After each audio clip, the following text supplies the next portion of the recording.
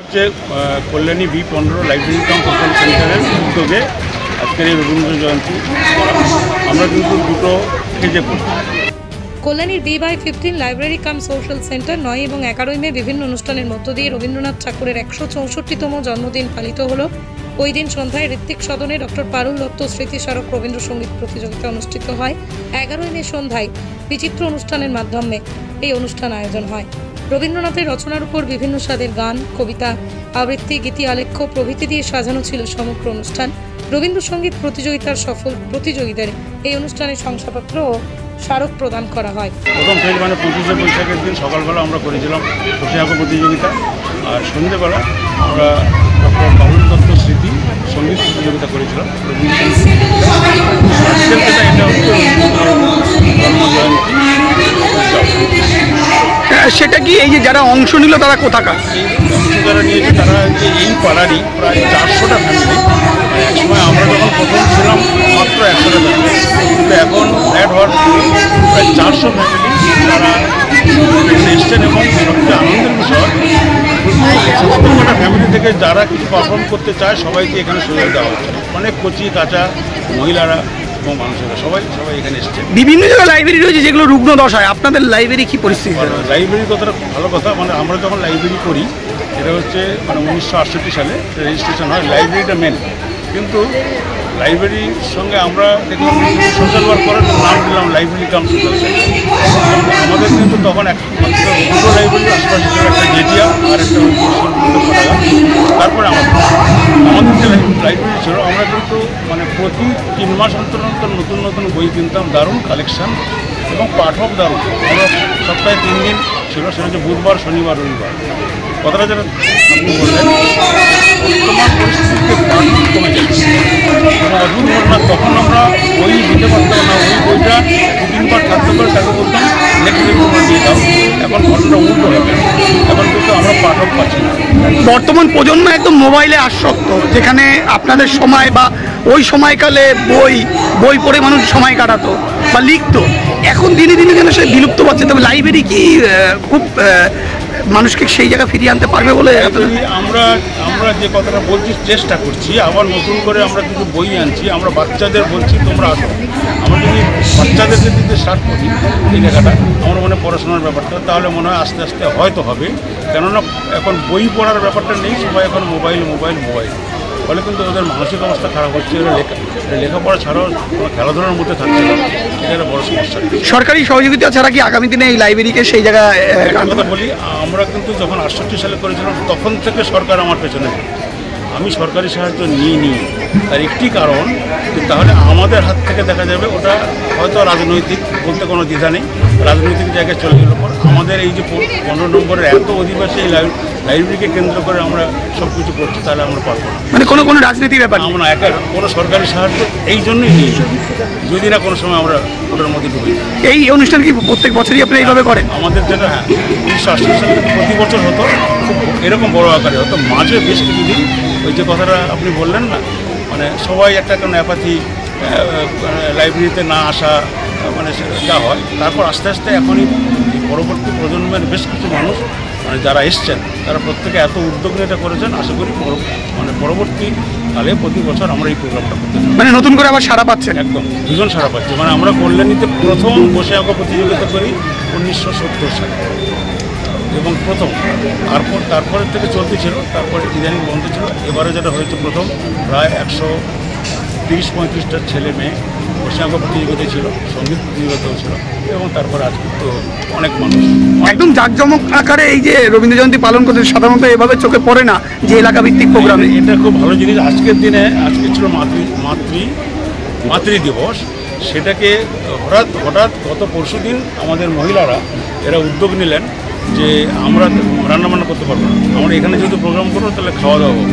সেই উদ্যোগ নিয়ে জাস্ট 2 দিনের নোটিশে এরা অদ্ভুতভাবে করেছে। প্রায় 550 মানুষ আজকে যাই হোক একটা ডিনার করবে। এই ব্যয়বহুল খরচা কোথা থেকে বহন করছেন? এটা আমরা নিজেরা সব দিই। আমরা প্রত্যেকটা বাচ্চার কাছে গেছি, তারা ডোনেট করেছে এবং মায়েরা বেশি উদ্যোগ এবং তারা ফান্ডও দিয়েছে। মানে রবীন্দ্র জয়ন্তী উৎসবের সঙ্গে সঙ্গে ভুরি ভোজের আয়োজন করেছে। ছোট করে ভুরি ভোজন না হলেও একটা রাতে যাতে ওদের আর ইনভলভমেন্ট না থাকে সেই জন্য।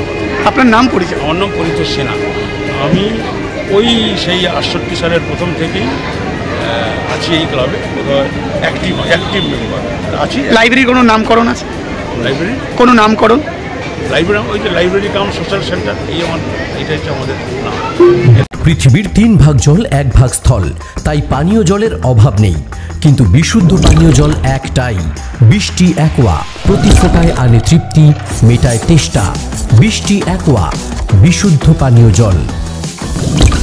হচ্ছে যেটা যে আপনাদের উদ্যোগেই একদম রাতের খাওয়া দাওয়ার ব্যবস্থা, এই যে উদ্যোগ হঠাৎ করে এত ব্যয়বহুল খরচা, কেমন লাগছে? আর এই যে লাইব্রেরির যে উদ্যোগ, নন পলিটিক্যাল লাইব্রেরির পক্ষ থেকে যে অনুষ্ঠান করা হচ্ছে, লাইব্রেরির নানান জায়গায় রুগ্ন দশায়, কিন্তু আপনাদের লাইব্রেরি কি পরিস্থিতি? প্রথম কথা হচ্ছে যে এটা নতুন কিছু উদ্যোগ নয়, আমরা বহুকাল আগে গাছের বেলায় করতাম।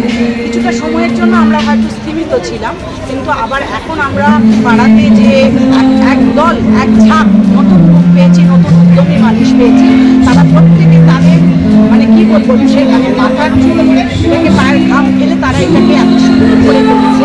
এবং আমরা প্রত্যেকে চাইছি যে এই জায়গাটা জায়গায় করছে লাইব্রেরি কাম সোশ্যাল সেন্টার যেইভাবে এগোচ্ছে, আমি মনে করি আগামী দিনে কল্যাণীতে তারা একটা ভালো জায়গা তৈরি করতে পারবে। এবং তাদের প্রতিদিনের যে মেডিকেল ক্যাম্প বলুন, বসে আঁকো প্রতিযোগিতা, সঙ্গীত প্রতিযোগিতা, প্লাস এছাড়াও পাড়ার বিভিন্ন মানুষের অসুস্থতার সময় যেভাবে পাশে এসে দাঁড়ায়, তারা যে শুধু পাশে দাঁড়ায় তারা না, তারা অর্থনৈতিকভাবেও তারা সাহায্য করে। একটা জিনিস যেটা নাম আসছে লাইব্রেরি দিনে দিনে রুগ্ন দশায় চলে যাচ্ছে, কারণ বর্তমান প্রজন্ম মোবাইলে আসক্ত, বই কেউ পড়ে না সাধারণত, খুব পার্সেন্টেজ কম। কী করে সেটাকে ধরে রাখতে চাইছে?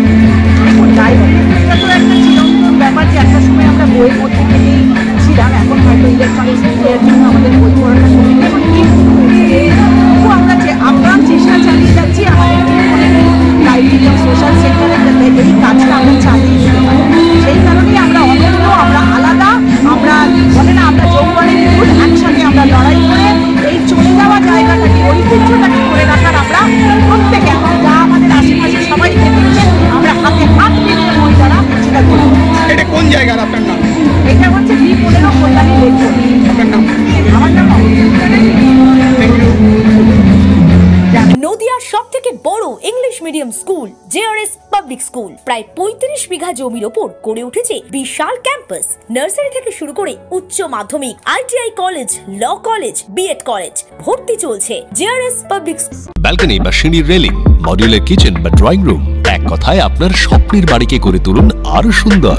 Chakdah ply centre, gorgeous look বা কোয়ালিটি সবেতেই number 1। Chakdah ply centre, Chakdah ply centre, KBM, Chakdah, Nadia. আপনি কোথায় ইনভেস্ট করবেন, কেন করবেন, বুঝতে পারছেন না তো?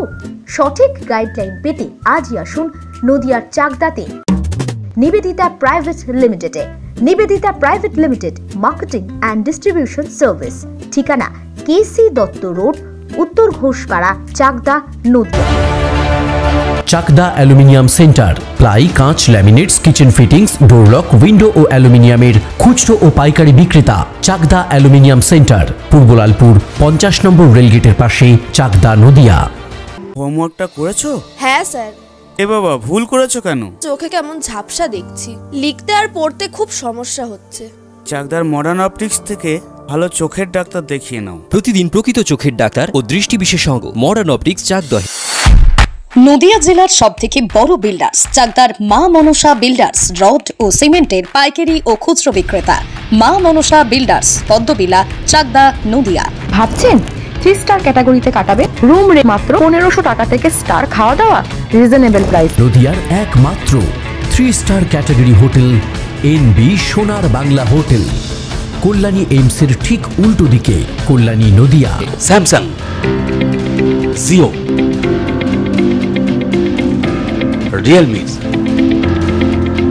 নদিয়ার একমাত্র অথরাইজড ডিস্ট্রিবিউটর ঘোষ কমিউনিকেশন, থানার মোড়, চাকদা,